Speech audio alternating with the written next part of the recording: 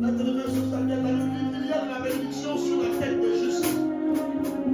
Il y a de la bénédiction sur la tête des justes. Ce matin, pendant que tes deux mains sont mises sur ta tête, tu vas prier afin que la bénédiction qui a sur toi s'amplifie. Que la bénédiction qui a sur toi se multiplie. Tu n'es pas maudit. Il y a de la bénédiction sur la tête des justes.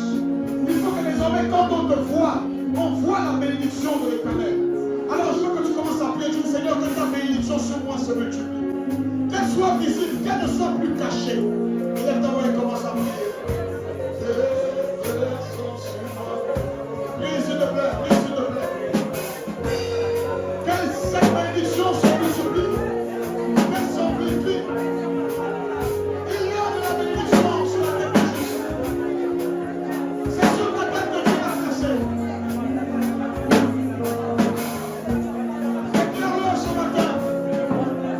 La bénédiction sur ta tête. Qu'elle se multiplie. Qu'elle s'amplifie.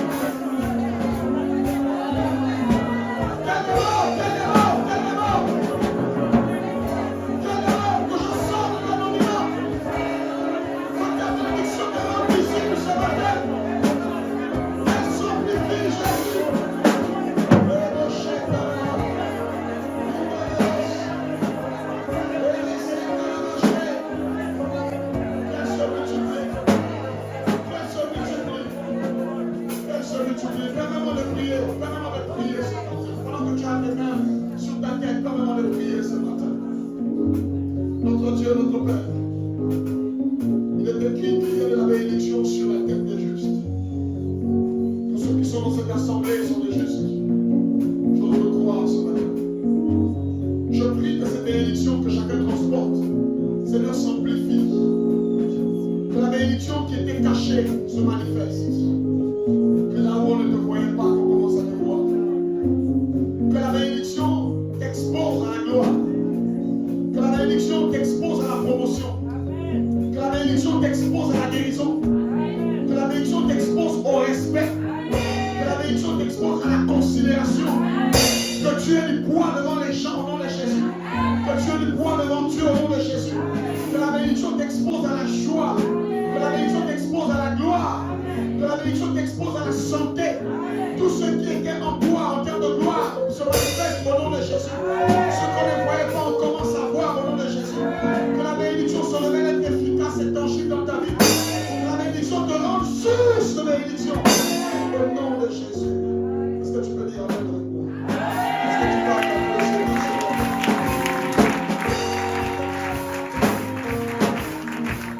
Est-ce qu'on peut s'asseoir?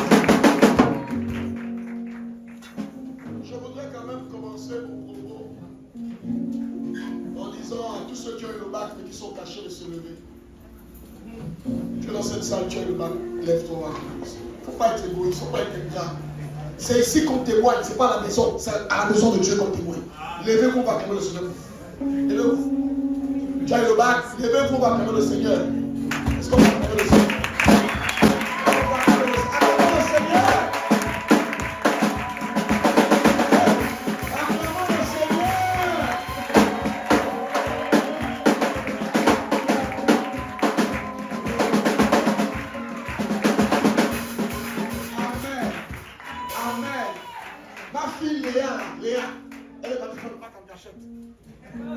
Dieu l'a béni en cachette. Dieu l'a béni en public, ma fille, en public. Elle avait déjà échoué le bac plusieurs fois. Mais là, elle est partie. Le frère m'a écrit, elle m'a dit, papa, je veux le bac, j'ai gagné. J'ai écouté les conseils, je veux le bac, j'ai gagné. Est-ce qu'on va acclamer le Seigneur?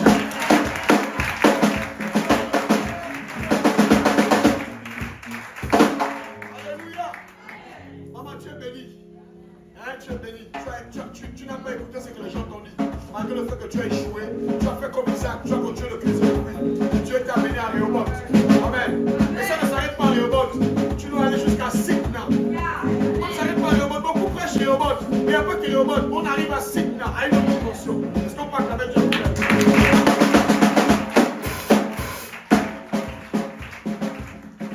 Alléluia. Donc c'est ma fille Roberta. Je suis là pour me dire derrière le paquet. Je ne sais pas trop. Amen. Un enfant brillant. Elle a eu son bac. Est-ce qu'on va acclamer le Seigneur?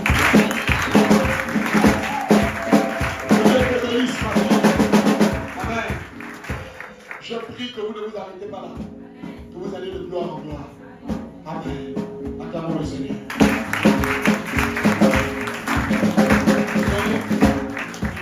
Il y a des gens qui sont venus témoigner de ce que tu as fait. Tu as fait pour en cachette. Ils ont fait le travail. Dieu les a visités. Ils sont restés en cachette. Vous aussi. Dieu vous visite pendant le travail. Venez témoigner. Vous restez. C'est pas moi Jésus. Bon, m'avait informé. Vous témoignez devant l'assemblée. Parce que quand Dieu vous a fait du bien, quand Dieu vous a délivré, quand Dieu a opéré une grande délivrance, la Bible déclare que Myriam, quand elle était en Égypte, on ne savait pas qu'elle avait le don pour fermer les hommes. On ne savait même pas que c'était une prophétesse. Parce que la souffrance avait fermé sa bouche. Mais quand ils ont traversé la mer Rouge, il y avait des Lévites, il y avait toute autre personne, il y avait des garçons là. Mais la Bible dit qu'après elle a traversé, dès que Myriam est arrivée, elle a pris le Jourdain. Elle a commencé à chanter à l'Éternel un cantique nouveau. Car il a fait éclater sa gloire. Il a jeté à l'eau cheval et cavalier. On se rend compte que la femme là, elle avait un don de louangeuse. Vous êtes là, vous avez le don de louangeur en vous. Quand Dieu exprime une grâce, vous devez l'exprimer en reconnaissance. Si vous n'êtes pas reconnaissant, Dieu bloque le flot de la grâce.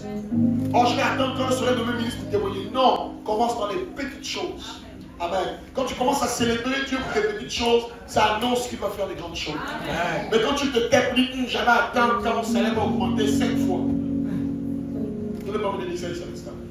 Mais que Dieu nous aime. Est-ce qu'on va acclamer le Seigneur?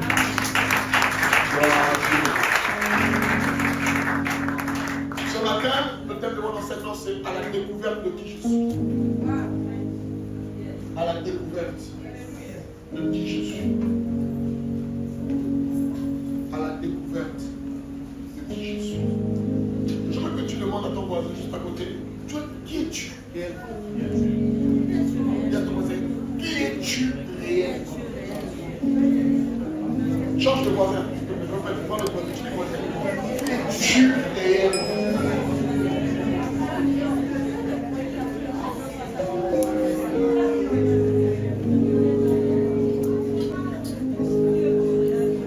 Paul nous a rangé les humains dans 2 catégories. Il y a le premier Adam et il y a le second Adam. Soit on est dans la classe du premier Adam, soit on est dans la classe du second Adam. Le premier Adam, c'est Adam. Le second Adam, c'est Jésus. Amen. Les hommes sont soit dans le premier Adam, soit dans le second Adam.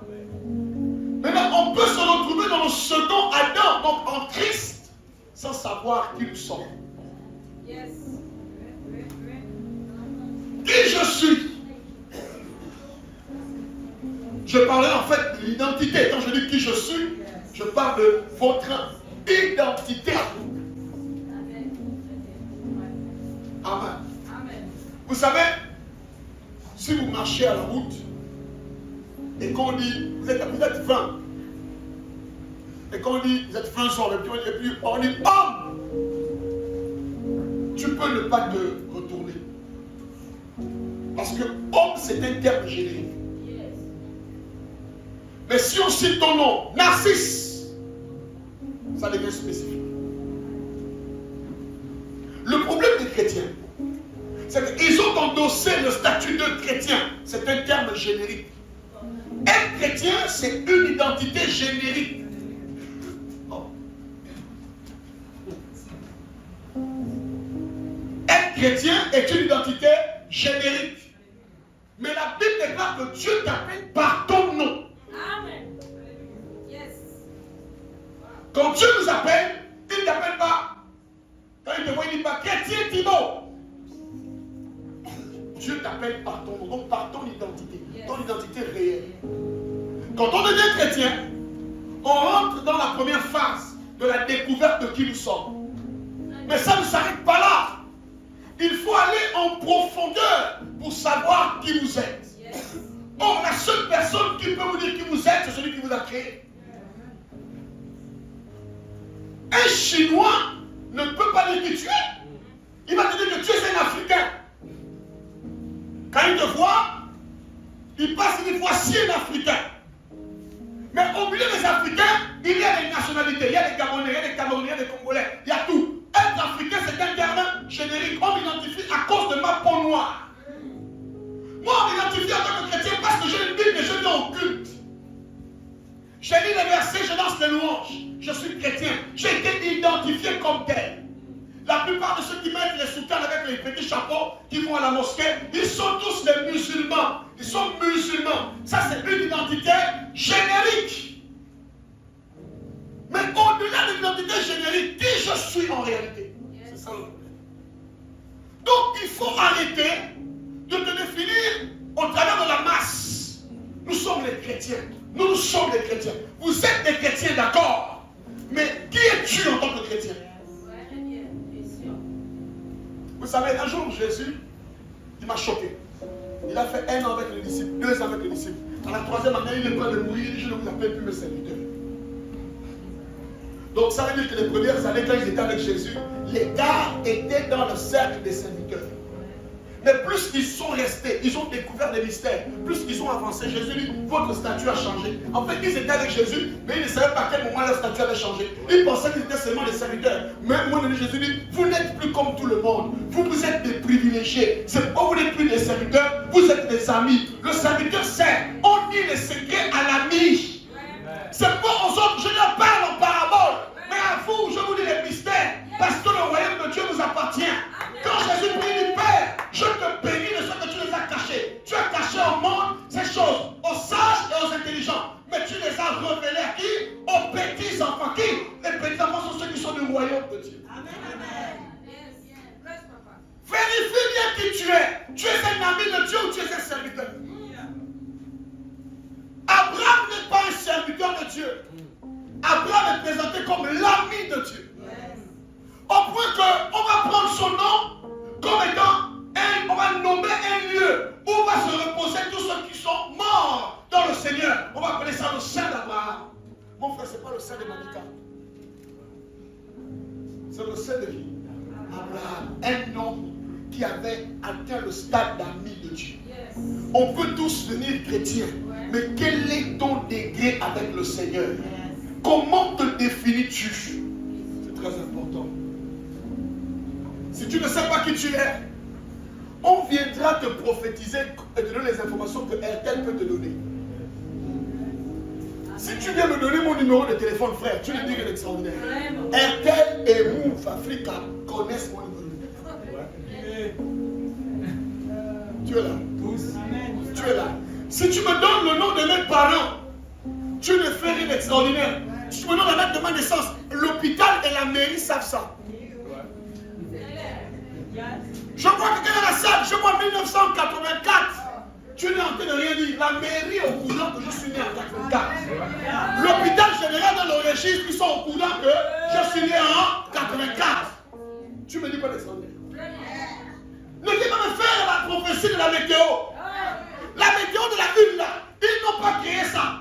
On a déjà, les prévisions existent depuis. Ils sont allés voir ça sur internet. Et une femme vient à la une et puis elle lit la météo. Toi tu dis, oh il va pleuvoir demain. L'information existe sauf que tu n'as pas eu accès à ça. C'est pas ce que je veux dire. Tu dois te définir pas selon ce que les gens disent. Prophétiser sur moi. Mais la Bible me demande de ne pas mépriser mais d'examiner. Tu es mon prophète mais moi je dois être ton examinateur. Je peux te parler. Je dis, tu es mon prophète, mais moi la Bible me dit, je dois examiner. Donc moi je suis ton examinateur. Tu me prophétises, moi je t'examine. Ça va faire en sorte que vous arrêtez de passer votre temps à chercher des gens qui vont donner des informations comme RTL, ton numéro de téléphone, le nom de ta mère, le nom de... Mon frère, Satan peut avoir ça parce qu'il a accès au registre.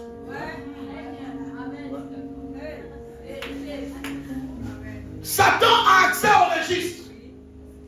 Donc il va te travailler avec les parents de connaissance. Mais s'il y a une chose que le diable ne peut pas faire, c'est d'accéder dans ton futur. Te dire ce que personne ne te dit avant que tu ne sois né.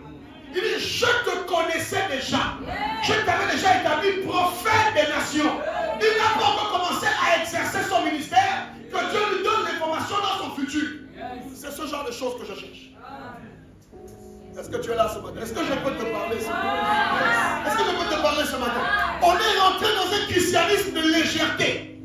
Des gens qui cherchent des visions d'avenir. Oh, il doit tout me dire. Il doit te dire quoi? Qu'est-ce qu'il doit te dire? Tu dois quand même comprendre qu'on a un Dieu qui est le même hier, aujourd'hui, éternellement. Va prophétiser sur un fumeur de chambre qui a fait 10 ans de prison. Ne va pas prophétiser sur un homme qui est assis dans un bureau. Il est en veste, une soeur bien habillée, écoute bien, une soeur bien habillée, elle est assise. Tu viens lui dire, je sens que tu vas aller loin. Mais elle a déjà commencé à aller loin. Je ne sais pas si tu me comprends. Quelqu'un est assis dans son bureau. Tu vois, oh, tu dis, elle travaille là-bas. Et puis tu vas dire, non, Dieu me dit que tu vas aller loin. Mon frère, elle a déjà commencé à aller loin. Va prophétiser sur une personne qui a fait 10 ans de prison. Condamné à mort. Il est sorti, casier judiciaire foutu. Va prophétiser sur lui. Montre-lui ce qu'il saura. C'est très facile de venir dans l'église. Les gens sont bien habillés, ils sentent bon. Tu dis, non, je sens. Tu sens quoi? Ça, c'est pas les prophéties. Ça, c'est les pronostics. Tu peux acclamer le Seigneur. Est-ce que tu peux acclamer le Seigneur? Est-ce que tu peux acclamer le Seigneur? Est-ce que tu peux acclamer le Seigneur ce matin? Je suis venu pour te parler. Il faut que je te parle. Amen. Il y a 3 grandes étapes dans la vie. Il y a 3 grandes étapes dans la vie. Vraiment, il faut se découvrir. La première étape de la vie, c'est se découvrir. Dis avec moi, se découvrir. Dis avec moi, se découvrir. Dis avec moi, se découvrir. Seconde étape, il faut se développer. Dis avec moi, se développer. On peut bien se développer. Troisième étape, il faut se déployer. Répète, se déployer. On reprend. Première étape. Première étape. Première étape. Seconde étape. Non. Doucement, pour le monde. Première étape. Deuxième étape. Troisième étape. On reprend. Première étape. Deuxième étape. Troisième étape. Les gens veulent aller loin sans connaître qui ils sont. Oh, je vais aller loin. Je sens que je vais aller loin. Mon frère, on ne se développe pas si on ne sait pas développer. On ne se développe pas si on ne s'est pas découvert.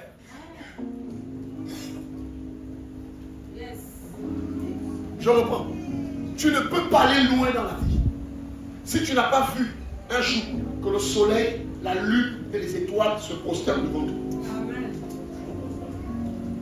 Je reprends. Tu ne peux aller nulle part dans la vie si au départ, tu n'as jamais vu que le soleil et la lune se prosternent devant toi. Celui qui se déploie, c'est celui qui se découvre, qui sait qui il est. Le problème avec les enfants de Dieu, c'est qu'ils ne savent pas qui ils sont. Et comme ils ne savent pas qui ils sont, ils confondent avoir une pause et être bloqué.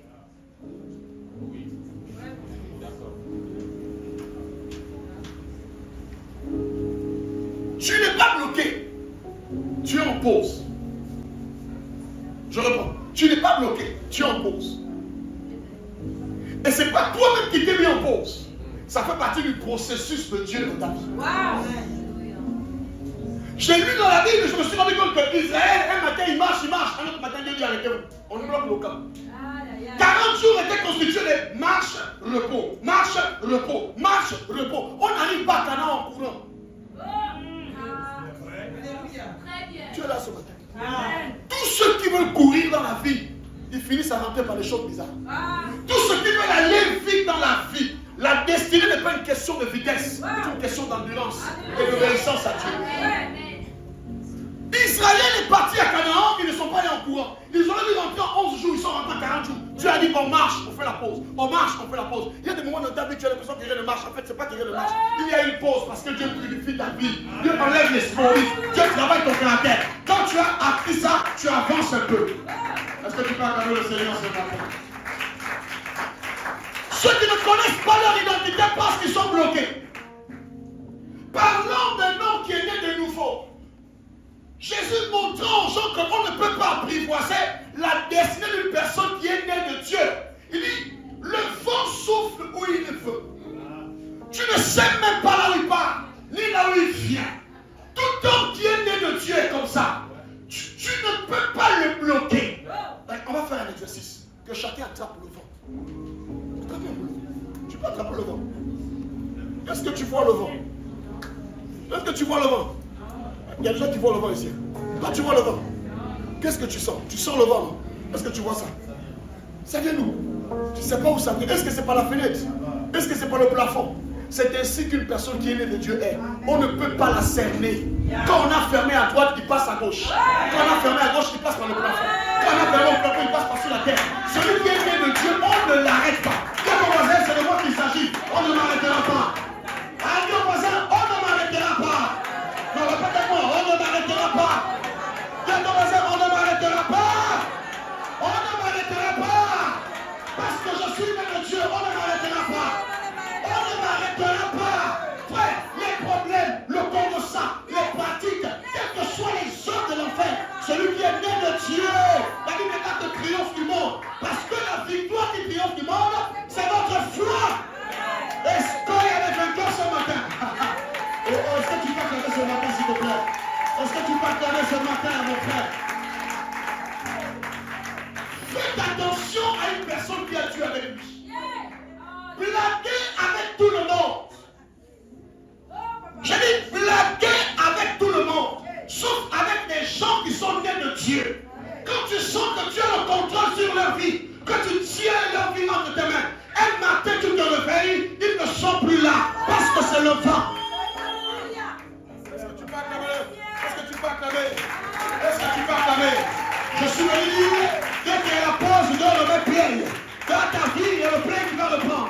La séquence continue, l'histoire continue. Est-ce que tu peux acclamer le Seigneur ce matin? Mon frère, personne n'a le pouvoir de stopper ta course. Ni la maladie, ni les problèmes, ni le désespoir, ni le goumin. Il y a des sœurs, quand ils ont eu le goumin, quand ils ont le goumin, on l'a plaqué. Elle devient bizarre. Oh, j'ai perdu l'appétit. Ma soeur, mange. Tu as besoin d'être belle. Parce que Boaz t'attend quelque part. Est-ce que tu es là ce matin? J'ai dit, il faut que tu reprennes force. Parce que Boaz t'attend quelque part. Celui qui t'a plaqué là, il ne te méritait pas. Je te dis la vérité, c'est parce que tu ne te mires pas bien. Prends le miroir du Saint-Esprit, tu vas voir qui tu es. Tu faisais même quoi là-bas? Je ne sais pas les soeurs, est-ce que ça vous est arrivé? Allez, quand tu t'es séparé de quelqu'un, après tu te regardes et tu te regardes, tu dis, mais qu'est-ce qu'il m'avait même envoyé là-bas? J'avais vu quoi, le Malamba ou le Moussoumou? Qu'est-ce qui s'était passé? Allez, quand tu as changé de position, ta vision change. Je suis ici à terre. J'ai une manière de vous voir. Si je monte ici, ma vue a changé. Il y a des gens, quand tu es dans un milieu, ta vue ne change pas. Ta vue ne change pas. Mais dès que tu te déplaces, ta vue change. Tu te dis, qu'est-ce que je faisais avec ce gars-là? Je faisais comme avec cette fille-là. Oh Seigneur, merci parce qu'il m'a plaqué. Il m'a plaqué. Je me dis, parce que s'il m'a pas plaqué, je m'aime. Acclame le Seigneur, s'il te plaît. Acclame le Seigneur, s'il te plaît. J'ai dit, le gouvernement ne va pas t'arrêter au nom de Jésus. Quelque chose qui va se passer, le vent ne peut pas. On ne bloque pas le vent. Oh, les sorciers m'ont attrapé. Les sorciers, même ils ont des problèmes. Ils ne peuvent pas te bloquer. Acclamons le Seigneur. Alléluia. Il faut que tu te découvres. Tous les gens ont des problèmes d'estime de soi. Ils ne savent pas qui ils sont. En fait, ce n'est pas la maladie qui les tue. Mais c'est l'ignorance de qui ils sont qui les tue.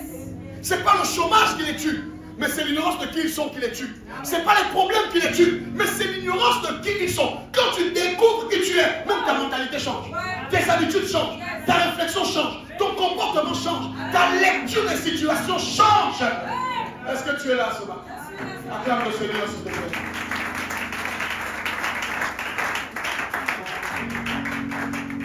On va lire 3 portions des Écritures. Ésaïe 14, 12 à 15, je lis 3 portions des Écritures. Ésaïe 14, 12 à 15. Genèse 3, le verset 1 à 5. Vous notez ça. Je lis Ésaïe 14, 12 à 15. Genèse 3, 1 à 5. Matthieu 4, 3 à 4. Allons-y lire Ésaïe 14. Ésaïe 14. Levons-nous s'il vous plaît. Levons-nous. Levons-nous s'il vous plaît. 14, 12 à 15. Nous lisons la parole de Dieu. Te voilà tombé du ciel. astre brillant, fils de l'aurore, tu es abattu à terre, toi le vainqueur des nations. Tu disais en ton cœur, je monterai au ciel, j'élèverai mon trône au-dessus des étoiles de Dieu. Je m'assiérai sur la montagne de l'assemblée, à l'extrémité du septentrion. Je monterai sur le sommet des nues, je serai semblable au Très-Haut. Verset 15.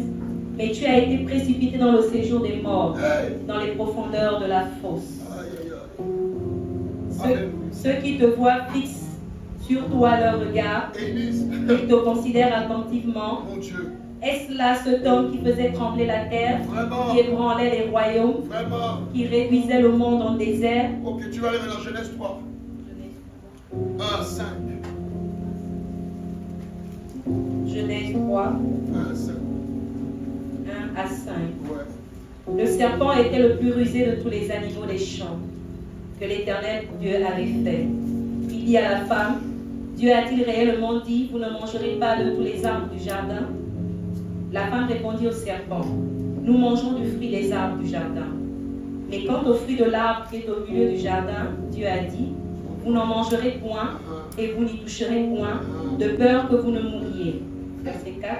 Alors le serpent dit à la femme, Écoute ça. vous ne mourrez point, mais Dieu sait que le jour où vous en mangerez, vos yeux s'ouvriront et que vous serez comme des dieux, connaissant le bien et le mal. Ok. Matthieu 4, 3 à 4. Rapidement. Matthieu 4, 3 à 4. 3 à 4. Ouais. Le tentateur s'étant approché lui dit, si tu es fils de Dieu, ordonne que ces pierres deviennent des pains. Jésus répondit, il est écrit, l'homme ne vivra pas de pain seulement, mais de toute parole qui sort de la bouche de Dieu. Amen. Amen. Asseyons-nous royalement.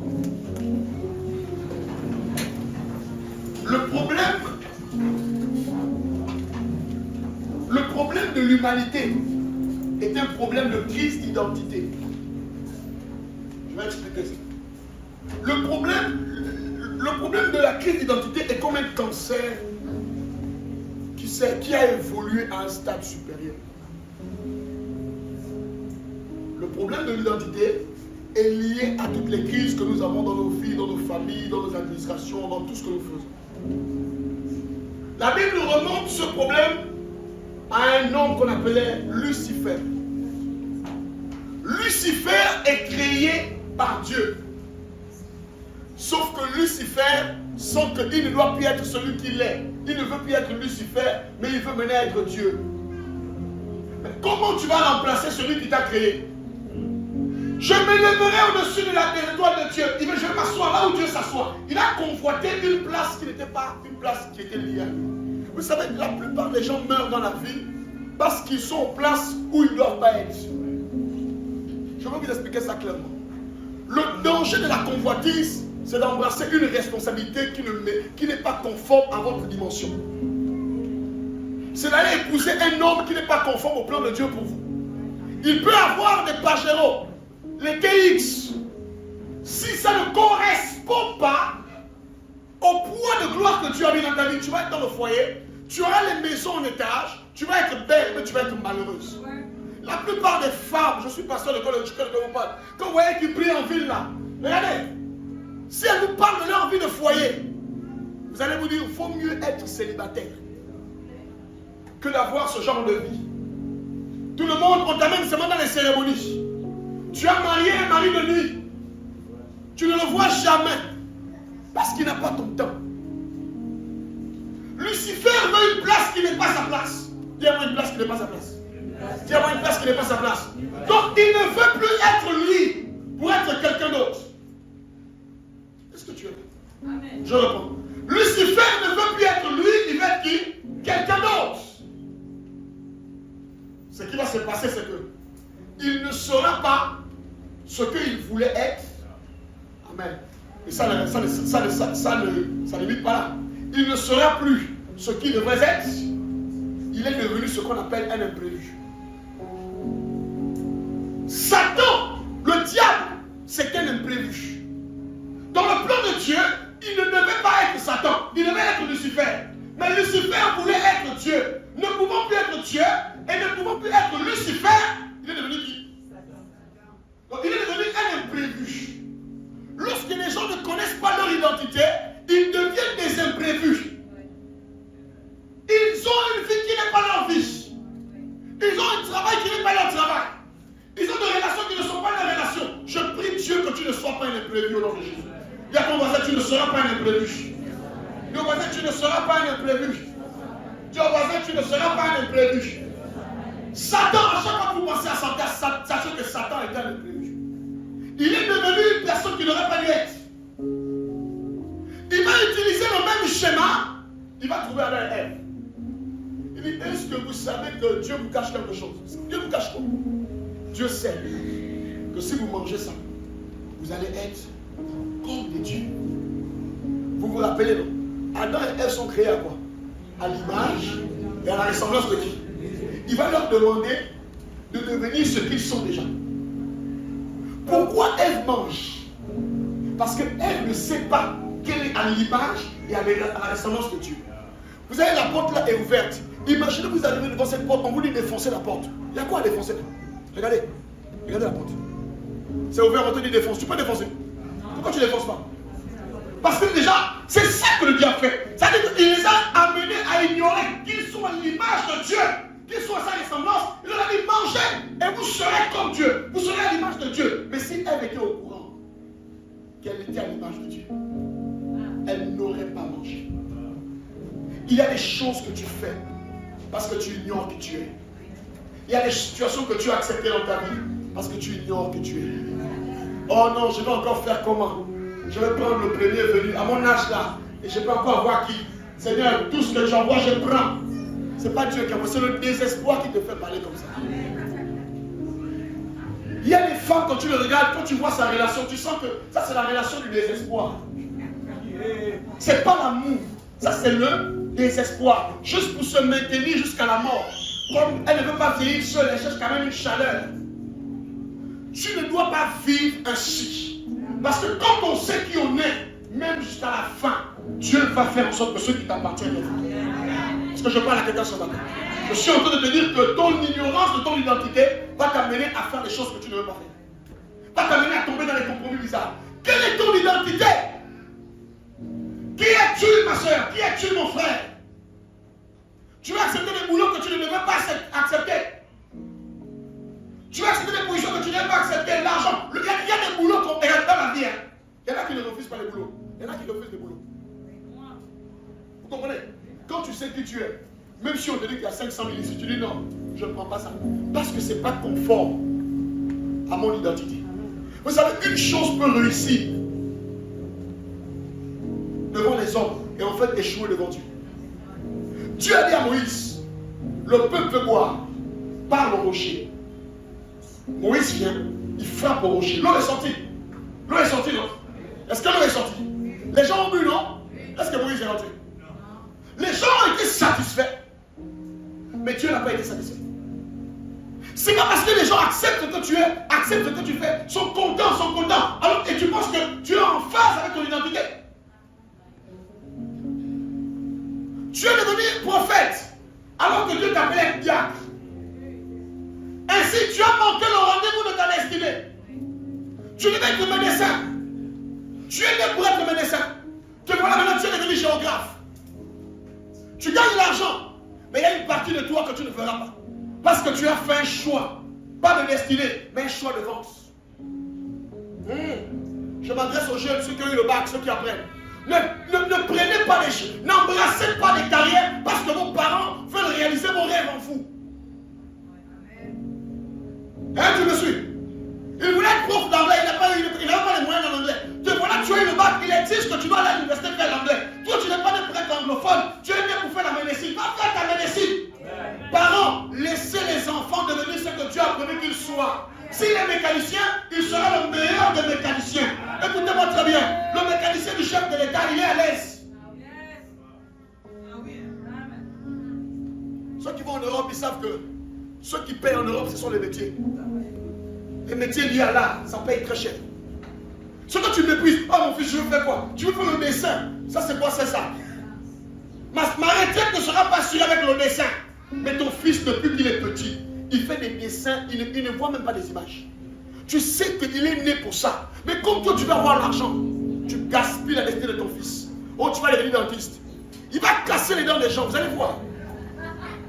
Quand tu arrives à l'hôpital général, il y a des femmes, il y a des infirmières, il y a des médecins, tu les regardes comme ça. Tu sais qu'ils ne sont pas venus ici par vocation.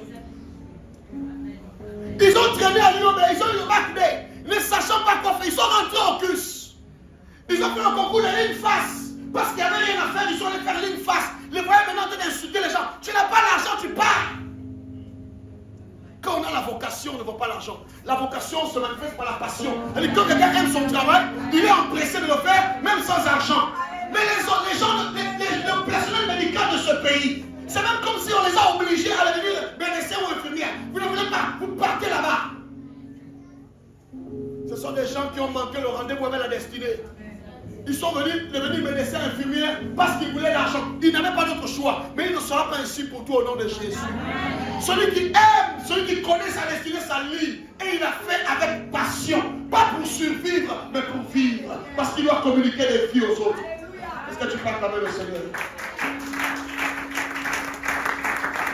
Parce qu'on a un pays qui ne va pas bien, parce que les gens ne sont pas à leur place. Les enseignants font la médecine. Vous comprenez ça? Les médecins, je ne sais pas ce qu'ils font. Ils font la géographie. Les voleurs deviennent des hommes d'affaires. Ceux qui sont des hommes d'affaires deviennent les gestions, ils travaillent les entreprises des gens. Les chefs d'entreprise deviennent les employés d'entreprise. Tu vas travailler là où tu as décidé que tu travailles au nom de Jésus. Acclame Dieu, acclame Dieu, acclame Dieu, acclame Dieu, acclame Dieu, acclame Dieu, acclame Dieu. Je veux que tu acclames Dieu ce matin. Alléluia. Satan a utilisé ce schéma pour faire tomber Adam. Il lui dit, deviens ce que tu es déjà. Bon. Vous arrivez au désert. Suivez. Bon, vous arrivez au désert. Et puis vous trouvez un homme, il a un sachet. Il a beaucoup le sable dedans. Et il dit, je vends le sable. Ça coûte 5 000. Bon, ça coûte même 25. Vous allez acheter. Pourquoi? Vous êtes au désert. Quelqu'un a le sachet de sable. Vous marchez sur le sable. Et lui, il vous vend ce sur quoi vous marchez. Vous allez accepter. Pourquoi? C'est ce qu'il a proposé à Adam. Accepte de devenir. En fait, Adam a péché cadeau. Le péché d'Adam n'avait pas de sens. Parce qu'il était déjà à l'image de Dieu. Quand la Bible parle d'ignorance, le mot ignorance, c'est le mot obscurité. Ça veut dire quand on dit que quelqu'un était ignorant, on est en train de dire que quelqu'un en fait vit dans l'obscurité. Quand on dit qu'une personne est un imbécile, ce n'est pas une injure en fait. C'est une personne qui ne réfléchit plus à la moyenne. Attends. Dis à ton voisin, Adam aussi, qu'est-ce qu'il arrive? Et il nous a gaspillé la vie à cause d'un péché bizarre comme ça. Alléluia. Il arrive avec la même stratégie, il parle avec Jésus. Il dit à Jésus, si tu es le Fils de Dieu, ah, mon frère, si tu es le Fils de Dieu, ordonne que ces pierres deviennent quoi? Dites-moi, Jésus est le Fils de Dieu. Il est le Fils de Dieu, non? Quand on te dit, si tu es vraiment, qu'est-ce qu'on veut créer en toi? Le doute est là. Les gens qui doutent d'eux n'arrivent pas loin. Dès que tu commences, quand tu veux commencer un projet, dès que le doute s'installe, savent que Satan s'est déjà rentré. Tu veux commencer à voyager, tu dis, ah, est-ce qu'on me refuse le visa? On va te refuser le visa. Tout ce que tu veux faire, dès que le diable a réussi à semer le doute, sache que tu n'iras plus loin. Tu veux avoir l'argent. Ah, est-ce que j'aurai l'argent? Tu n'auras pas l'argent. Parce que ce que je crains, c'est ce qui m'arrive. Si tu es le Fils de Dieu, mais ce qui va sauver Jésus, c'est quoi? C'est que Jésus ne sentait pas qu'il était le Fils de Dieu. Jésus savait qu'il était le Fils de Dieu. Tu dois savoir qui tu es, afin de ne pas trembler face aux assauts du diable. Quand tu sais qui tu es, tu restes ferme devant Satan. Tu restes ferme devant les situations. Mais quand tu ne sais pas qui tu es, tu commences à trembler. Alléluia. Qu'est-ce qui va pousser? Écoutez-moi très bien. Il va dire à Jésus, change ces pierres en pain. Jésus a fait 40 jours sans manger. On n'a pas dit sans boire, sans manger. Dis avec moi, sans manger. La Bible dit il eut faim. On ne dit pas il eut soif. Il eut faim. Et le diable lui change les pierres. En fait, quand il dit quoi? Tu ne peux pas être fils de Dieu et manquer de nourriture. Je vais te parler. Dis, pasteur, parle-moi. Satan a dit à Jésus, tu ne peux pas être fils de Dieu et ne pas avoir l'argent. Comment le fils de Dieu peut manquer de nourriture? Écoutez-moi très bien. N'ayant ou n'ayant pas, nous sommes enfants de Dieu. Amen. Lorsque tu commences à manquer de quelque chose et que le diable commence à te dire, mais c'est pas normal, est-ce qu'un enfant de Dieu doit être fauché? Tu dis oui, un enfant de Dieu doit être fauché. Ça peut arriver. Le problème de beaucoup de personnes, c'est que leur identité commence à prendre les coups lorsqu'ils perdent les possessions. Lorsqu'ils n'ont plus ce qu'ils voulaient avoir, ils commencent à mettre au même niveau le matériel et leur identité. Ton identité n'est pas égale à ton matériel. Amen. Tu n'es pas égal à ton salaire. Un jour, ton salaire, on peut arrêter ton salaire, on peut stopper ton salaire. Moi, on ne peut pas stopper qui tu es. Qui tu es va au-delà du salaire.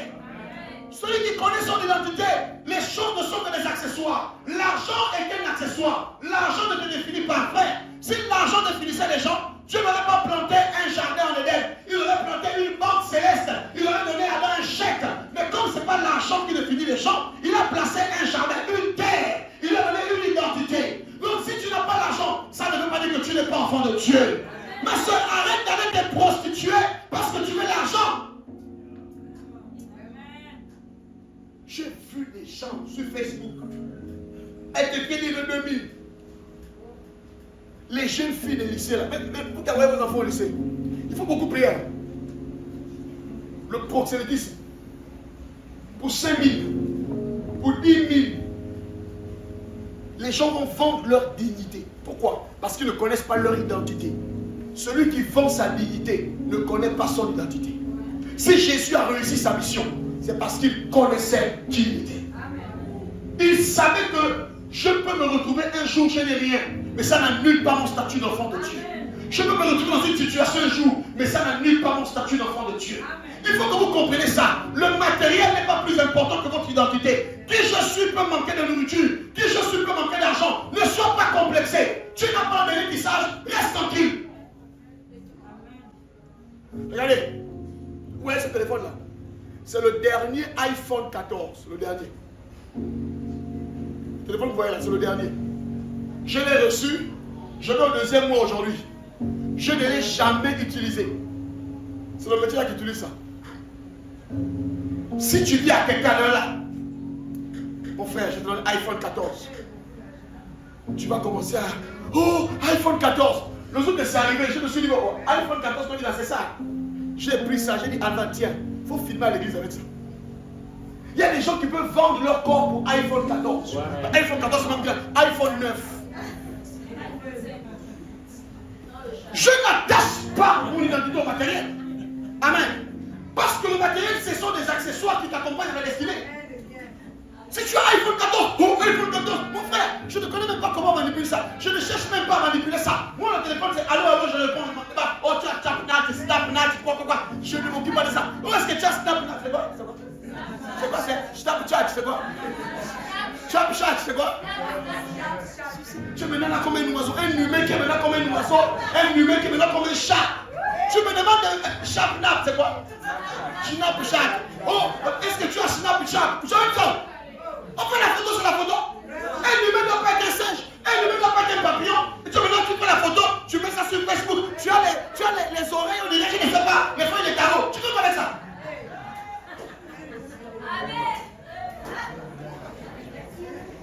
Mon téléphone décolle. iPhone 14, je n'ai jamais dit ça. Parce que j'ai compris que ma destinée, ce n'est pas les choses. Quand je crie en Dieu, les choses me suivent. La Bible dit, j'ordonnerai à la bénédiction de te suivre. Écoutez-moi, arrêtez de vous attacher aux choses. Ne vous attachez pas aux habits. À un moment donné dans la vie, quand tu commences à avoir beaucoup les habits et les cafards arrivent, prends tout. Tu dis, est-ce qu'il y a des gens qui veulent s'habiller ici? Tu commences à distribuer. Tu as toi seul 20 garde-robes, 24 chaussures. Tu fais quoi avec ça? Oh non, ça c'est les chaussures que j'appelle dans la fête. Tu ne pars jamais dans les fêtes des gens. L'esprit de maman, mon sac. toujours en train de vouloir posséder. À un moment donné, quand vous avez trop, ça doit gêner votre esprit. Quand tu as trop de vestes, tu dis, mais mon Dieu, j'avais des vestes là, je vais commencer à prendre des vestes, je dois aux frères là-bas. Quand tu as trop de chaussures, tu te débarrasses, tu fais de l'espace aux nouvelles choses. Amen. Acclame le Seigneur.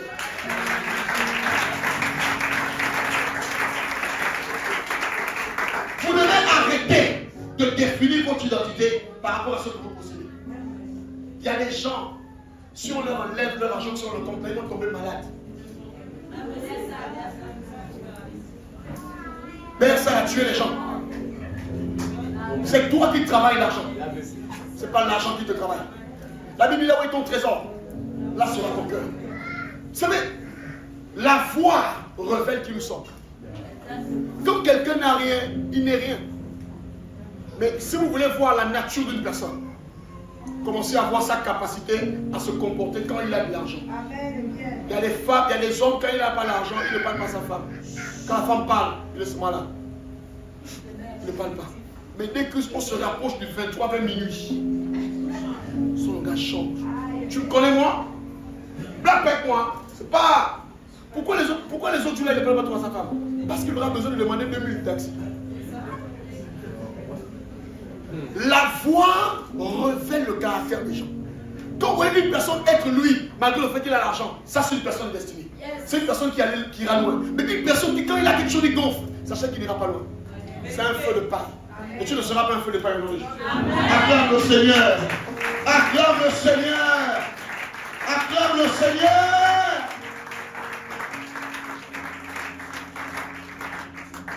Proverbe 25, le verset 2, rapidement. Proverbe 25, le verset 2. Qu'est-ce qu'on a dit? Oui. On y va. Verset 2. La gloire de Dieu, c'est de cacher les choses. Oui. La gloire des rois, c'est de sonder les choses. Amen. Amen. Donc, la gloire de Dieu, c'est quoi? De cacher les choses. Donc, Dieu est spécialiste dans le fait de cacher des choses. Oh, suivez-moi. Donc, Dieu, il y a des choses qui ne dit pas n'importe qui. Sa spécialité, c'est de cacher ça. Il y a des choses de David que Dieu a cachées. Mais si on s'arrête là, on va pleurer. La Bible dit la gloire des rois. Qui est un roi ici? Qui est une reine? Donc, il y a un Dieu qui cache. Il y a un roi qui sort. Ça veut dire que si tu dis Seigneur, Seigneur, bénis-moi. Bénis-moi, ce n'est pas une prière de profondeur. Il y a des choses qui sont attachées au fait que ta barque parte loin. Ces choses-là, il faut aller en profondeur. Amen. Le problème, c'est qu'il y a des gens qui aiment manger les flétins. Ils n'aiment pas les gros poissons. Vous savez, les flétins, c'est les petits poissons-là. Mais sauf que moi, les pêche au bord. Celui qui veut manger les gros poissons, même Jésus, le maître de la nature, lorsqu'il fait le miracle des poissons, il aurait pu dire à Pierre, jette le filet ici, là, les poissons vont venir. Il aurait pu appeler les poissons au bord. Mais il dit à Pierre, non. Avance ta barque dans les eaux profondes. Parce qu'il y a une certaine réalité. Il y a un type de bénédiction que l'on a lorsqu'on est dans la profondeur. Parce que c'est la profondeur qui attire la profondeur. Tu dois avoir une vie spirituelle de profondeur. Tu es trop léger. C'est pourquoi le genre de révélation que tu reçois, c'est des révélations légères. Oh non, j'ai senti l'odeur d'un ange. Non, ça c'est petit. Ne sens pas l'odeur d'un ange. Moïse a dit, Seigneur, je veux voir ta gloire.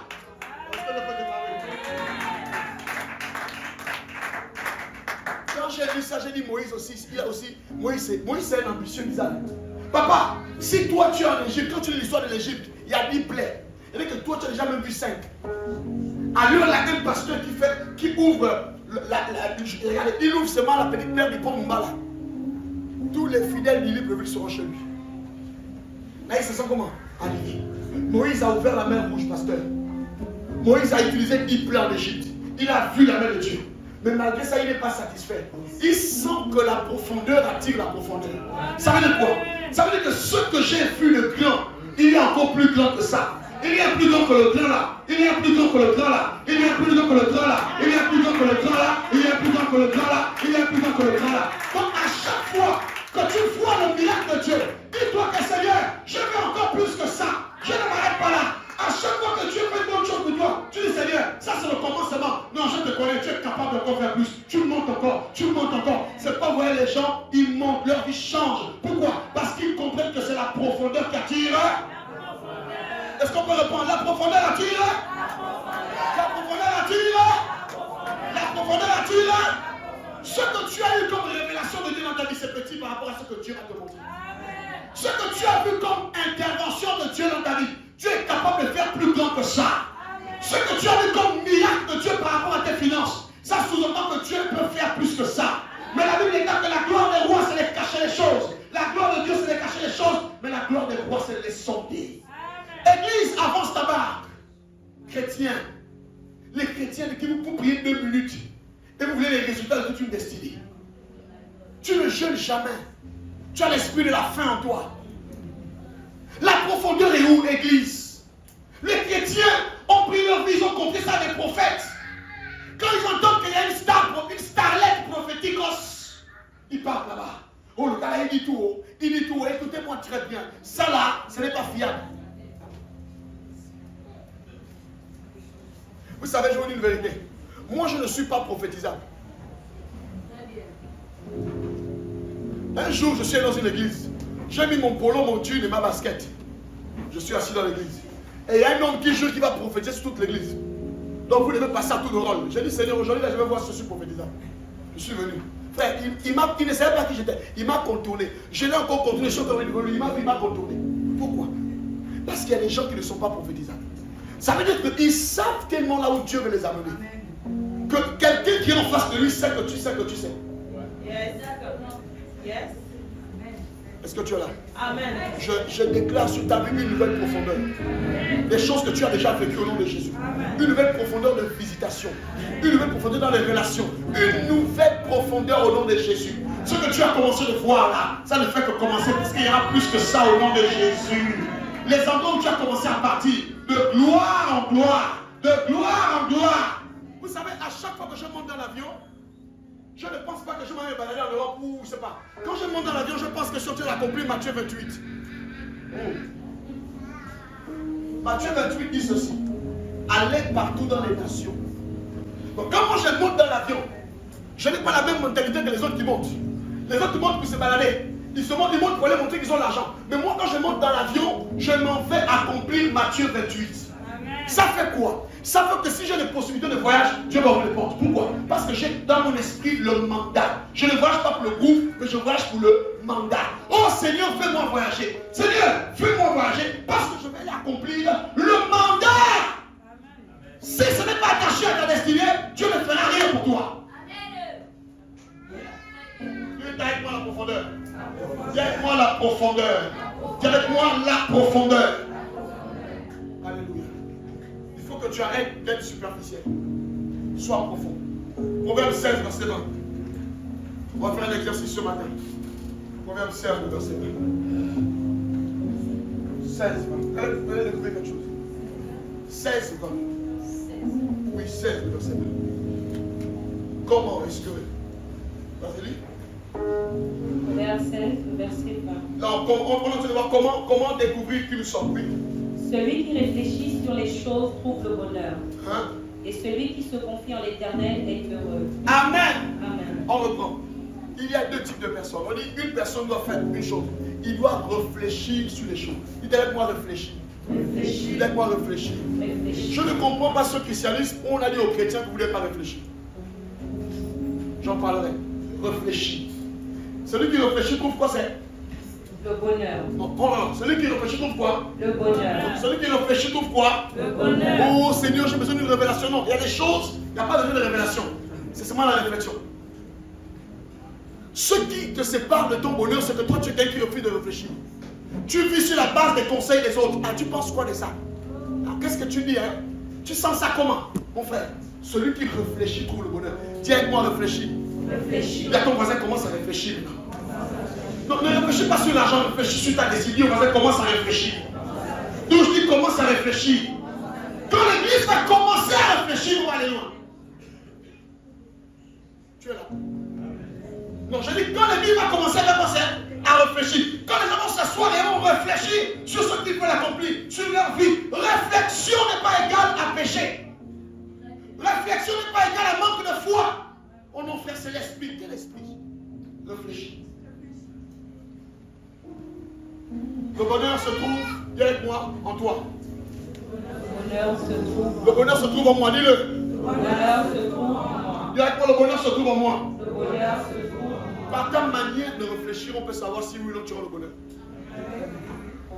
Le diable attaque tellement tes pensées quand tu ne réfléchis plus. Quand tu vis sur la base de ce que les hommes vont te conseiller, qu'est-ce que tu penses? Alléluia. Donc, il y a deux choses. Il y a ceux qui réfléchissent. Il dit qu'il faut réfléchir et il faut la révélation. On va faire un test. Je vais demander, Herman, lève-toi. Frère Lumière, lève-toi. Ok. Il y a deux frères ici. On a dit, pour découvrir qui nous sommes, il y a quoi? Il faut réfléchir et il faut quoi? La révélation. Il faut réfléchir et il faut il faut réfléchir et il faut Maintenant, chacun de vous va plier son pied droit.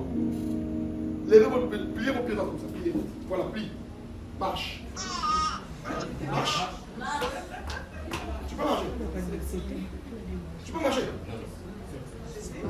Tu peux pas. Tu marches pas, non? Vous mettez vos pieds en bas. Marchez. Ça veut dire quoi? Ça veut dire que celui qui n'a que la révélation, mais qui ne réfléchit pas, il est à l'église. Professeur! Reçois le mariage! Reçois ceci, c'est moi là! Reçois!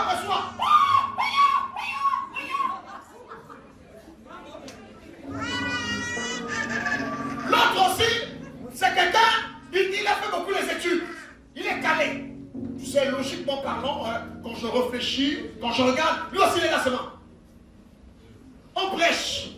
Les versets viennent, il écoute. Il s'enfle, la tête s'enfle, il est seulement là.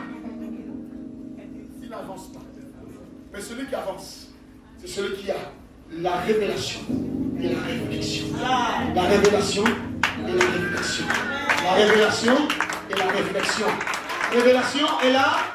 Est-ce que tu veux donner bon la main? Est-ce que tu... Non, levez-vous. On va vous faire la danse. Levez-vous. Prophétique, comment ça va se passer ce matin? Est-ce que tu peux te lever? Oui, on va faire ça. Les infimes spirituels, ça va passer au nom de Jésus. Amen. Est-ce qu'on va partir ensemble? On dit révélation.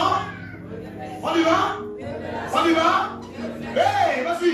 Tu avances dans ta destinée. On y va. Oh, je te vois avancer dans ta vie. On y va. Non, marche pas toujours. Révélation. On y va.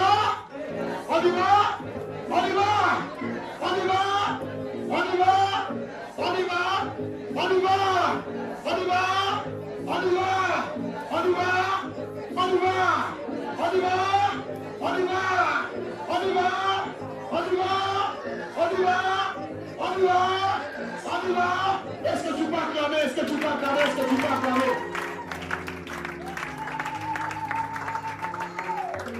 L'église est infirme parce qu'elle veut seulement la révélation. L'église ne réfléchit plus. Même quand Dieu te parle, tu dois analyser ce que ça veut dire. Même quand Dieu te parle, tu dois savoir ce que tu dois faire de la révélation que tu as reçue. C'est bien de recevoir la révélation, mais qu'est-ce qu'on en fait? C'est là le problème. Alléluia. Dans Ésaïe 26, il va dire ça en fiche. Verset 9. Je vais comprendre quelque chose. Ésaïe 26, le verset 9. Je suis en train de terminer. Ésaïe 26, 9. Ésaïe 26, 9. Ouais. Mon âme te désire pendant la nuit. Mon âme te désire. Et mon esprit te cherche au-dedans de moi. Oh, j'aime ça. Regarde. Car lorsque tes jugements s'exercent, Tu peux t'arrêter par là. Mon âme te désire pendant la nuit. Mais ce n'est pas mon âme qui te cherche. C'est mon esprit qui te cherche. Je réponds. Mon âme veut aspirer à autre chose dans ma vie. J'ai envie d'une nouvelle vie. J'ai envie d'un projet. Ça, c'est mon âme. Mais c'est mon esprit qui cherche Dieu. Mon esprit à l'intérieur de moi. En fait, l'esprit, ton esprit est une sonde. C'est quoi une sonde? Le rôle de la sonde, c'est de chercher. Dieu ne t'a pas donné l'esprit seulement pour dormir. Dieu t'a donné l'esprit comme une sonde pour chercher Dieu. Pas pour les choses matérielles, mais pour chercher Dieu, pour aller là où Dieu t'attend. Mon âme désire, te désire. Mais si je laisse les chrétiens vivre des désirs, ils désire ceci, il désire cela. Mais le désir ne suffit pas. Lorsque le désir veut aller quelque part, il faudrait que l'esprit cherche Dieu. Ton esprit est une sonde. Ton esprit n'est plus actif, cherche Dieu. Par ton esprit, tu peux découvrir les profondeurs de ta vie. Il est écrit que si vous me cherchez, vous me trouverez. Parce que je me laisse trouver, pas par tous ceux qui me cherchent, mais ceux qui me cherchent de tout leur cœur. Donc il y a des gens qui cherchent Dieu de manière superficielle. Il y a d'autres qui cherchent Dieu de tout leur cœur. Donc parmi les cherchants Dieu, il y a les cherchants Dieu superficiels. Et il y a les cherchants Dieu de profondeur. On cherche Dieu à l'intérieur de soi. On dit Seigneur, je souffre depuis là, je suis malade, j'ai telle situation. Qu'est-ce que tu veux que je fasse? Cette situation me dérange. Seigneur, je veux te voir et tu vas le voir. Alléluia. Alléluia. Je suis en train de parler de se découvrir. Pour se découvrir, il faut chercher Dieu. Parce que c'est lui qui a la notice de ta vie. C'est lui qui sait ce à quoi tu es appelé. Celui qui sait là où tu dois partir vivre. Il y a des milieux où vous vivez, mais ce ne sont pas les milieux où vous devez être. Et vous commencez à mal vous sentir. Tu te sens mal simplement parce que tu n'es pas au lieu où Dieu veut que tu sois. C'est pourquoi tu te sens mal.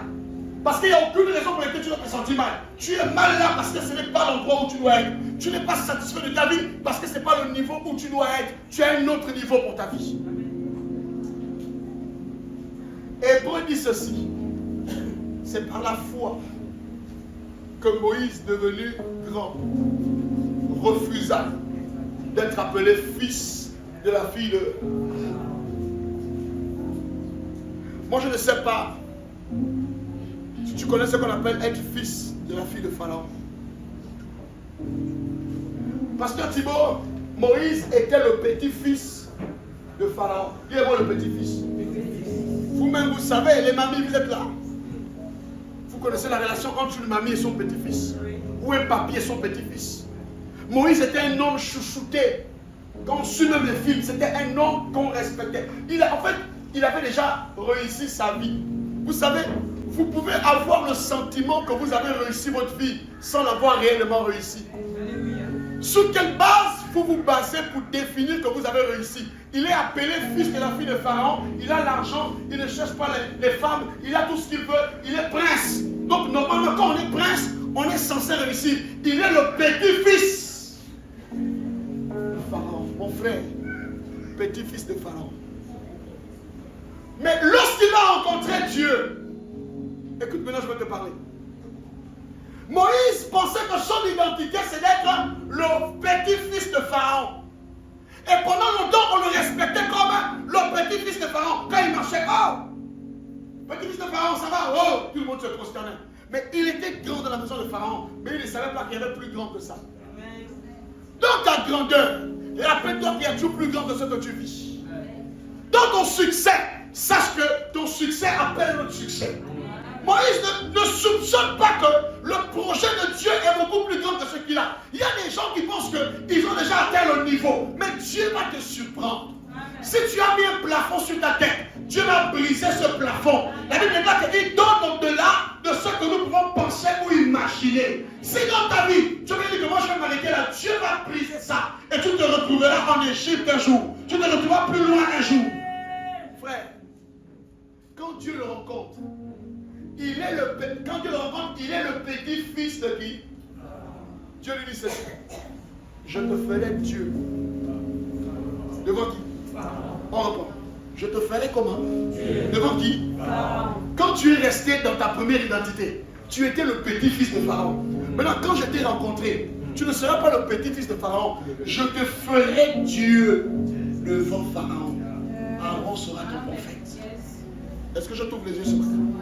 Le gars ne pensait jamais qu'il pouvait être appelé Dieu devant Pharaon par rapport à ce qu'il avait. Mais quand il a rencontré Dieu, c'est ce qui se passe quand Dieu vous rencontre. Vous avez des visions petites pour vos vies. Moi, je suis choqué de voir des chrétiens qui n'ont pas d'ambition. Des chrétiens qui aspirent qu'au mariage. C'est quoi votre problème? C'est bien le mariage, c'est une très bonne chose, il y a la joie dedans. Mais après ça, il faut penser qu'on va plus loin. Dans les églises, on dit, oh mariage, reçois ton mariage, reçois tes enfants. On a fait le culte, on a fabriqué le faux d'or. On adore les choses au lieu d'adorer le Dieu qui donne les choses. Dieu est capable de te faire shifter à une autre dimension. Arrêtez, sortez du matériel. Dieu est plus grand que le matériel. Frère, tu peux te retrouver un jour, tu es dans un autre pays, tu es Barack Obama, je ne sais pas comment il se retrouve, mais il est président des États-Unis. Les autres ont rêvé. Lui, il est devenu la réalité du rêve de quelqu'un. Martin Luther a rêvé. Il a rêvé. L'autre est venu devenir la réalisation de ce rêve. Est-ce que tu comprends la vie? Quelqu'un d'autre a rêvé et tu sauras son rêve. Je dis quelqu'un d'autre a rêvé et tu sauras son rêve. Amen. Je te ferai Dieu devant Pharaon. Ça veut dire que tu passes du statut du petit-fils au statut de Dieu. Dieu est capable. Quand Dieu t'est encore, écoutez, ne priez pas Dieu s'il est capable de nous donner ce que les hommes peuvent nous donner. Si ton Dieu est capable de te donner ce que les hommes peuvent te donner, c'est que tu ne pries pas Dieu. Quand Dieu rentre dans ta vie, il commence à te voir et à te montrer que tu es grand. Tu es quelqu'un qui a de la valeur. Il commence, la Bible déclare que du fumier. Il fait quoi? Je ne sais pas ce que le fumier. Le fumier, c'est le fumier. Là où il n'y a rien. Du fumier, il y a la cendre. On a fini de brûler le bois. Qu'est-ce que tu fais au fumier? On t'avait déjà brûlé. Tu es resté, vous savez, quand vous arrivez dans les fumiers, il y a toujours les petits morceaux de bois qu'on a brûlés qui ne sont pas bien brûlés. Tu es un rescapé de la souffrance. Il te prend en tant que rescapé de la souffrance. L'humiliation, le rejet. Tu es un petit bois brûlé qui n'a pas bien pris le feu. Il te prend dans le fumier. La Bible dit amen. C'est pas quelqu'un. Vous savez, les grands n'acceptent pas qu'un petit vienne vers eux. Mais c'est lui qui te prend. La Bible dit te fait asseoir avec les grands. Et il ne te fait pas se m'asseoir. Tu partages le butin. Est-ce que je te parle ce matin? J'ai dit, tu vas partir du fumier. J'ai dit, tu vas partir du fumier. Et tu es déjà parti du fumier. Tu es en train de monter. Et mon serviteur montera. Il se tablira. Tu es en train de monter à une autre dimension. J'ai dit, tu sors du fumier au nom de Jésus. Tu sors du fumier. Les gens peuvent te regarder comme ils te regardent. Toi, tu veux te regarder comme Dieu te regarde. Les gens pensent que tu es encore au fumier. C'est Anne qui fait ce chant. Parce que Anne sait qu'elle est enceinte. Ah, maman. Mais Pénina n'est pas au courant de ça. Elle sait qu'elle a enfanté un enfant, mais ce n'est pas un enfant comme les autres. Pénina a peut-être la légion des enfants. Elle a un roi dans son ventre. Samuel, on le met sur une balance avec tous les enfants de Pénina. Samuel pèse plus que tous les enfants de Pénina. Je vous pose une question. Connaissez-vous le nom d'un seul enfant de Pénina? Pourtant, c'est son histoire qui avait commencé, non? Elle a commencé à se moquer de Anne. Mais Dieu avait dit, je ne donnerai pas beaucoup d'enfants. D'abord, je donnerai d'abord un seul. Le seul, là, quand il va venir au monde, il va renverser la balance. Il va te prendre. Elle dit, Dieu m'a pris dans le fumier de la honte.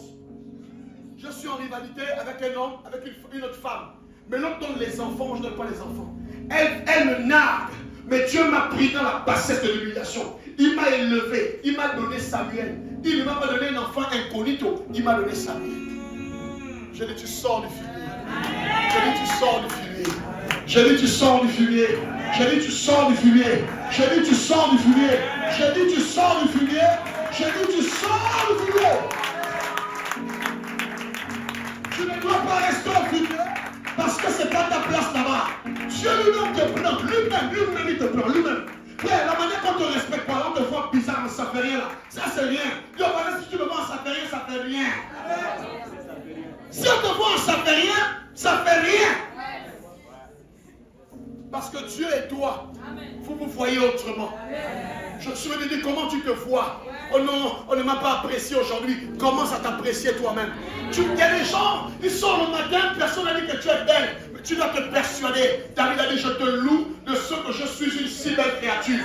Qu'on me dise que je suis belle ou on ne me dise pas ça. Moi-même, je ne sens pas que je suis belle, mais je sais que je suis belle. Je marche devant Dieu, pas devant les hommes d'abord. Mes amis, ne souffrez pas des habits des autres. Parce que dans la destinée, dans l'identité, seule la vie de Dieu compte. Si Dieu est d'accord avec toi, si Dieu a dit que c'est bon, plus personne ne va t'arrêter.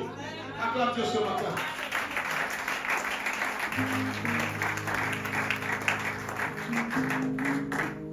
Ce que je voulais te dire, c'est que,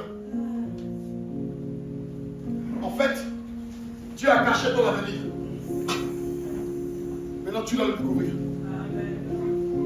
Tu dois commencer à te dire, je ne suis pas n'importe qui. Quand je me regarde, même si je n'ai pas d'argent, c'est pas moi. Parce que l'identité, je suis héritier et co-héritier de Jésus. Tu dois t'inscrire dans une phase où les gens vont... Vous savez, il y a des gens qui ont l'art avec leur bouche de t'humilier. Il y a des gens, quand ils te parlent, tu as l'impression que ces paroles sont comme des flèches. Mais tu dois arriver au niveau où qu'ils parlent, qu'ils ne parlent pas. C'est comme quand on verse l'eau sur le dos du canard. Tu sais qui tu es. Jésus a réuni les disciples et a dit, qui dites-vous que je suis? Je vous pose la question, si une personne dit ça, est-ce qu'elle ne connaît pas qui elle est? Elle connaît qui elle est. Quelquefois, Dieu va permettre que les gens disent ce qu'ils pensent que tu es. Ce n'est pas ce que tu es, mais c'est ce que eux ils pensent que tu es. Or, toi-même et Dieu savez qui vous êtes. Laissez les gens parler. Oh, celui-là il pense que quoi? Celui-là il pense que... Reste tranquille. Toi, tu sais qui tu es en Christ. Tu n'as pas besoin qu'un prophète te le dise. Qu'on te localise. Localisation ou pas localisée, depuis le ventre de ma mère, alors que je n'étais qu'une masse informe, Dieu m'avait déjà établi. Je sais qui je suis. Quand Jérémie me dit à Dieu, je suis un enfant. Dieu dit, tais-toi, ne dis pas que tu es un enfant. Je ne sais pas ce que tu aimes dire sur toi, qui te dévalorise. Oh non, je n'ai pas les jolis pieds, je n'ai pas les beaux yeux. Comparativement toujours. Vous savez, à chaque fois que vous ne vous considérez pas, c'est parce que vous vous comparez à quelqu'un. À partir d'aujourd'hui, ne vous comparez à personne. Ne compare pas ta vie à personne, parce que tu es unique. Tu es toi, et tu ne seras jamais quelqu'un d'autre. Tu es unique dans ton genre, tu ne seras jamais quelqu'un d'autre. Vous savez, j'ai étudié le principe de l'ADN. J'ai découvert que sur la Terre, malgré le nombre de personnes qui ont déjà existé, qui vont exister, chaque personne a son ADN. Même les jumeaux sortis du même ventre, chacun a son ADN. Ça veut dire quoi? Chaque être humain a son histoire et sa destinée. Là où les autres sont passés et sont morts, toi tu passeras de là, tu ne mourras pas au nom de Jésus. Là où les autres vont passer, vont souffrir, tu passeras. Ne compare pas ta vie à celle des gens, mon frère. Ne compare pas ta vie à celle des autres. Oh, maintenant dans ma famille, les gens viennent à partir de 20 ans. Toi, tu vas traverser 20 ans, tu vas traverser 30 ans, tu vas arriver à 40 ans, tu vas arriver à 80 ans, tu vas arriver à 100 ans. Parce que ton histoire est différente de celle des autres. Vous savez, dans la vie, on peut être vêtu, mais sans gloire. Et être nul avec la gloire. Est-ce que je peux te parler? Adam pêche. La Bible déclare que Adam est nu. Mais étant nu, il a la gloire de Dieu sur lui. Il est nu, mais il a la gloire. Mais le jour qu'il pêche, Dieu l'habille, mais il n'a plus de gloire. Quelqu'un peut être bien matériellement, pensant qu'il est arrivé au non, frère. La Bible dit que tu ne sais pas ce qu'un jour peut inventer. Comment Dieu te voit? Adam est nu, mais il a la gloire. Mais quand il pêche, on l'habille, mais il n'a plus de gloire, il est chassé. Un homme est nul à la croix. On est en train de le frapper. Il est à la croix, on le bastonne. Mais c'est là que la gloire de Dieu et les enjeux de l'humanité sont en train de se jouer. On se moque de lui. On partage sa tunique. Si tu es le Fils de Dieu, descends, descends, sauve-toi et sauve-nous. Mais c'est lui qui est là, qu'on est en train d'humilier. C'est lui qui est le vainqueur de Golgotha. C'est lui qui est l'agneau de Dieu. Qui va bientôt ôter le péché du monde.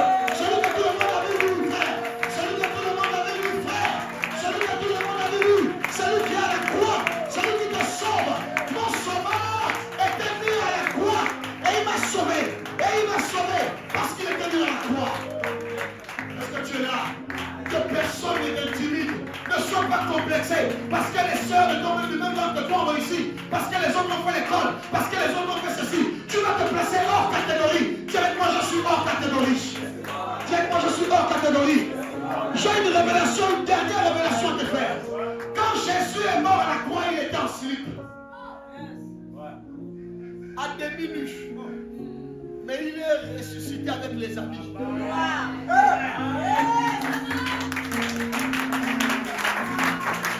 Je peux te parler. Jésus est mort, il avait une demi-culotte, un calcif noir, avec beaucoup de sang. On l'a pris, on l'a mis dans une tombe, sans habit. On l'a enveloppé d'un linceul blanc, pas d'habit. Tout le monde l'a vu humilier à la croix sans habit. Je parle de manière prophétique ce matin. On l'humilie, tout le monde voit qu'il n'a pas les habits. Tout le monde croit que le gars là-bas dans la tombe là, le gars il avait le seul vêtement de fin lait qu'on avait. Ils ont arraché ça. Ils ont partagé sa tunique, son seul vêtement. Mais il n'y avait pas de ce vêtement. Ce vêtement était provisoire. L'état dans lequel tu es, en fait, c'est un état provisoire. La situation dans laquelle tu te trouves, c'est une situation provisoire en fait. Le vrai vêtement se trouve au ciel posé. À la résurrection, Jésus a un vêtement de gloire. Il n'a plus vu. Il sort du tombeau avec une tunique de gloire. Quand il descend comme ça, il va je dis, ne me touche pas, ne me touche pas. Ne me touche pas, parce que le vêtement qu'il a donné ça. Le ciel avait prévu un vêtement pour lui. Je te dis que Dieu a prévu des choses pour toi.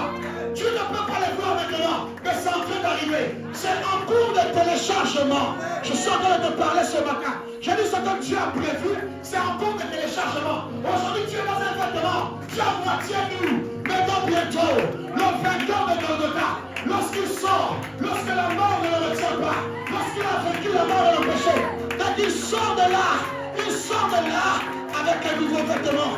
Ça n'a pas été cousu par les tailleurs de Jérusalem. C'est pas les tailleurs de Jérusalem qui ont cousu ça. C'est pas les tailleurs de la Galilée. C'est pas les tailleurs de la Judée. Ce sont les anges. Les anges qui ont cousu ces vêtements. Lorsqu'il est ressuscité, on lui a donné ça. On dit vas-y, tu as vaincu l'agneau de Dieu qui a été immolé. Et tu de recevoir l'honneur, la gloire et la louange. Quand tu as vaincu la mort, tu es assis sur le trône.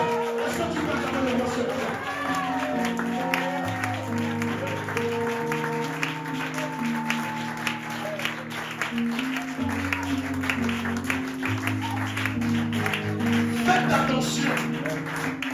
Faites attention quand vous voyez une personne qui souffre et qui prie Dieu. Je reprends. Quand vous voyez une personne qui souffre et qui prie Dieu, faites attention. Parce que Dieu n'a pas dit son dernier mot. Regarde. Tous ceux qui souffrent, l'Éternel est plein de ceux qui ont le cœur confié. Quand une personne souffre, elle est beaucoup plus proche de Dieu qu'une personne qui ne souffre pas. Et Dieu, son honneur, quand une personne souffre et il est chrétien, en fait, l'honneur de Dieu est engagé. Or, Dieu a une chose qui n'est pas qu'on salisse, c'est son nom. David explique dans le psaume 23, il dit l'Éternel est mon berger. Il commence à expliquer. Il dit me conduit dans les verts pâturages. À cause de qui? À cause de son nom. Il y a des choses que Dieu va faire dans ta vie. Pas à cause de toi, mais à cause de son nom. Parce que son nom est engagé. À cause de son nom, il va changer ta situation. Pas à cause de toi, mais à cause de ton nom. Dieu défend son nom mieux que quiconque. Personne ne peut être défenseur de Dieu. C'est une personne qui défend son nom. Il est bien, c'est Dieu. Et lorsque tu commences à être humilié, les gens disent, si tu es le fils de Dieu, descends. Dieu n'a pas parlé. Le premier jour, Dieu n'a pas parlé. Le deuxième jour, Dieu n'a pas parlé. Mais le troisième jour, pendant que les gens étaient très l'envoler, pour dire que c'est fini, le troisième jour, la Bible déclare que la mort, l'ennemi le plus redoutable. Le premier jour, il y avait la fête en enfer. Ils ont mis les baffes, ils ont commencé à danser. Oh, il est fini. Il ne fera plus le miracle. Sa vie est finie. Ils ont fait la fête en enfer. Le deuxième jour, ils ont augmenté la fête en enfer. Mais le troisième jour, il y a une nouvelle qui est venue attrister le monde des ténèbres. Il n'est plus là-bas, il est ressuscité. Il n'est plus là-bas, il est ressuscité. Il n'est plus là-bas, il est ressuscité. C'est ce qui va se passer dans ma vie. Les gens vont te chercher. Ils vont t'enterrer. Il n'est plus là-bas. Il est ressuscité. Il n'est plus là-bas. Il est ressuscité. Là où les gens t'ont enterré, tu n'es plus là-bas. Ils vont te chercher. Il n'est plus là-bas. Est-ce que tu peux répondre à il n'est plus là-bas? Tu vas pas, je ne suis plus là-bas. Je suis ressuscité. Je ne suis plus là-bas. Je suis ressuscité. Je ne suis plus là-bas. Je suis ressuscité. Je ne suis plus là-bas. Je suis ressuscité. Je ne suis plus là-bas. Les gens vont vous manquer dans votre lieu géographique d'avant. Le tombeau est une vieille adresse pour Jésus. Le tombeau est une vieille adresse pour Jésus. Il y a des endroits qui sont des vieilles adresses pour toi. tu as entendu que mais elle est pauvre. Non, mon frère. L'adresse a changé. La pauvreté a déménagé. Elle a déménagé. Elle a laissé la pauvreté. Oh, elle était malade. Il paraît que devait de temps mourir. Oh, tu es pas moi. Elle est plus malade. Oh, elle a changé l'adresse.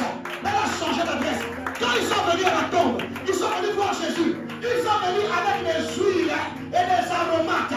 Ils venaient pour embaumer son corps. Subitement, ils voient un ange. Il est où?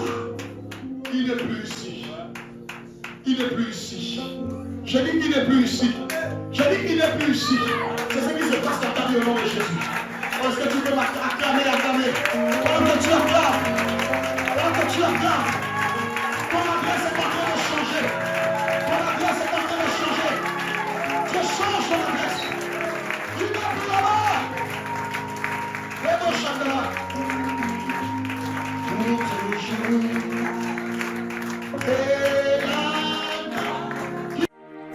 Oh, oh, oh, oh, je crie à toi. Oh, oh.